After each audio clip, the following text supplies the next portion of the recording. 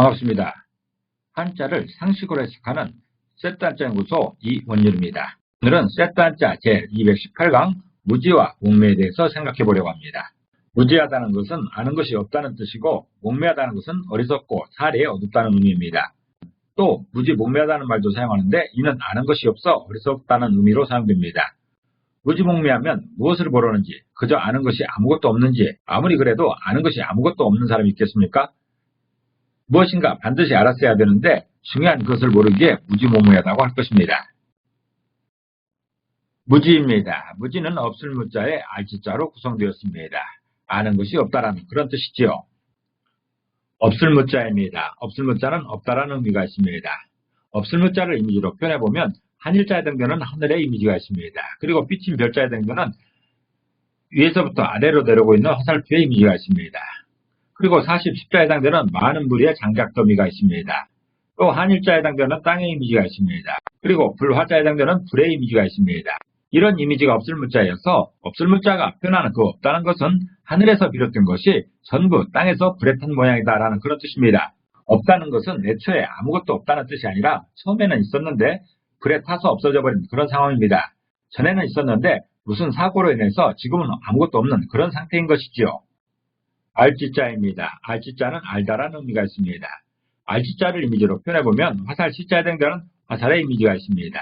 그리고 입구자에 해당되는 화살의 관역의 이미지가 있습니다.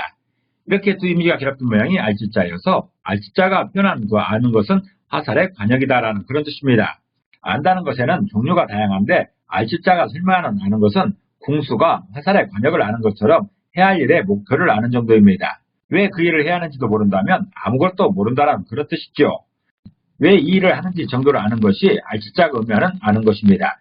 무지입니다. 무지 중에서 없을 무자가 표현하는 그 없다는 것은 하늘에서 비롯된 것이 전부 땅에서 불에 탄 모양, 다시 말해서 남은 것이 없는 그런 상황입니다.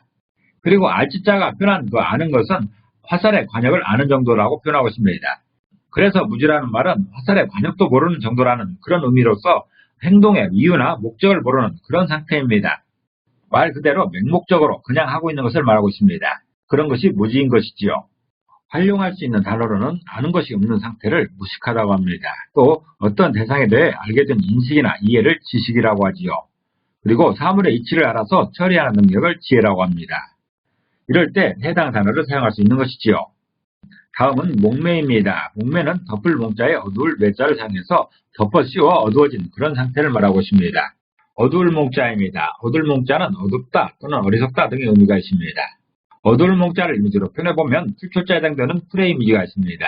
그리고 덮어쓸 몽자에 해당되는 덮어쓰기 좋은 이 모자의 이미지가 있습니다. 모자가 머리를 덮어쓰는 것이지요. 이렇게 두 이미지가 결합된 모양이 어두울 몽자여서 어두울 몽자가 표현한 그 어두운 것은 덮어쓴 것에 풀을 올린 것이다 라는 그런 뜻입니다. 무엇으로 덮어놓기만 해도 어두운데 그 위에 풀로 만든 몽석 같은 것으로 더 씌운다면 얼마나 어둡겠습니까? 그 안은 아주 깜깜할 것입니다. 어두울 몽자는 아주 깜깜한 상태를 표현하고 있습니다. 붓으로 사용된 덮어쓸 몽자입니다. 덮어쓸 몽자는 덮어쓰다, 어둡다 등의 의미가 있습니다. 덮어쓸 몽자를 이미지로 표현해보면 덮개 멱자에 해당되는 천막의 이미지가 있습니다. 그리고 한일자에 해당되는 막대기의 이미지가 있습니다. 또 돼지 시자에 해당되는 돼지들의 이미지가 있습니다. 이런 이미지가 덮어쓸 몽자여서 덮어쓸 몽자가 표현한 그 덮어쓴 것은 돼지 몸에 물건을 놓고 덮개를 올린 모양이다라는 그런 뜻입니다. 어두울 몽자에 붓으로 사용되는 덮어쓸 몽자는 돼지 우리에 막대기 같은 것을 거치고 천막 같은 것으로 덧씌운 그런 모양입니다. 돼지는 더위에 약하기 때문에 직접 햇빛에 노출되면 곤란합니다. 그래서 천막 같은 것으로 덮어주면 생육에 긍정적인 영향을 주게 되는 것입니다. 어두울 몽자는 그렇게 천막 같은 것으로 덮어 씌우고 그 위에 한 번 더 풀로 만든 몽석 같은 것을 더 씌우면 신선해지는 효과도 있지만 빛을 차단하기 때문에 어두컴컴해지는 그런 효과도 있습니다. 그런 돼지 우리 안의 모습 같은 것이 어두울 몽자가 표현하는 어둠인 것이지요. 어두울 매자입니다. 어두울 매자는 어둡다라는 의미가 있습니다. 어두울 매자를 이미지로 표현해보면 날일자에 해당되는 태양의 이미지가 있습니다. 그리고 안일 매자에 해당되는 X기호가 있습니다. 이렇게 두 이미지가 결합된 모양이 어두울 매자여서 어두울 매자가 표현하는 그 어두운 것은 태양이 아직 없는 상황이다라는 그런 뜻입니다. 붓으로 사용되는 안일 매자는 아직 때가 되지 않거나 조건이 충분하지 못하여 아닌 것을 의미하고 있습니다. 그래서 어두울 매자는 해가 아직 떠오르지 않아서 어두운 상태를 표현하는 것이지요. 다시 말해서 새벽의 어두움을 의미하는 것입니다. 동트기 전이 가장 어둡다는 말도 있듯이 그런 어둠을 표현하는 글자가 바로 어두울 매자인 것입니다. 정리해보면 목매라는 단어에서 어두울 목자가 표현하는 그 어두운 것은 덮어쓴 것에 재자, 덮개를 올린 그런 모양입니다. 그리고 어두울 매자가 표현한 그 어두운 것은 태양이 아직 떠오르지 않은 그런 상태입니다. 그래서 목매는 무엇으로 덮어놓아 빛도 없어서 어두운 정도가 깜깜한 상태를 말하고 있습니다. 목매라는 한자를 활용할 수 있는 단어로는 어린 나이의 공부를 몽학이라고 합니다. 전혀 아무것도 모르는 상태의 사람을 가르치는 것이지요. 또 지식이 낮은 사람을 가르쳐 깨우치는 것을 계몽이라고 하고 어리석고 살이 어두운 상태를 무매라고 하는 것이지요. 이럴 때 목매라는 단어를 활용할 수 있는 것이지요. 무지목매, 무지목매라는 말 중에서 무지라는 것은 일의 목적이나 이유를 모르는 것을 말하고 있습니다. 또 목매라는 것은 빛이 거의 없는 깜깜한 어둠을 말하고 있습니다. 그래서 무지목매라는 말은 일의 목적이나 이유를 아는 정도가 아주 깜깜한 것처럼 전혀 모르는 상태를 말하고 있습니다. 요즘 TV에서 보니까 서울대학교 나오신 분과 하버드 대학을 나오신 분이 서로 무지목매하다면서 탁하고 있는 것을 봤습니다.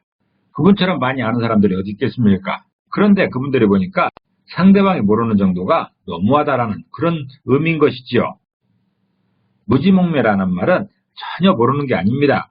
전혀 모르는 사람이 이 세상을 살 수가 없는 것이죠. 나름대로 뭔가 아니니까 이 험한 세상을 살고 있는 것입니다. 그렇지만 이 무지목매라는 말은 자기가 하고 있는 일의 이유나 목적을 모르는 그런 상황입니다. 왜 하는지, 왜 사는지도 모르는 채 그저 막무가내로 살고 있는 그런 상황이 바로 무지목매입니다. 칠종칠금이라는 말이 있습니다.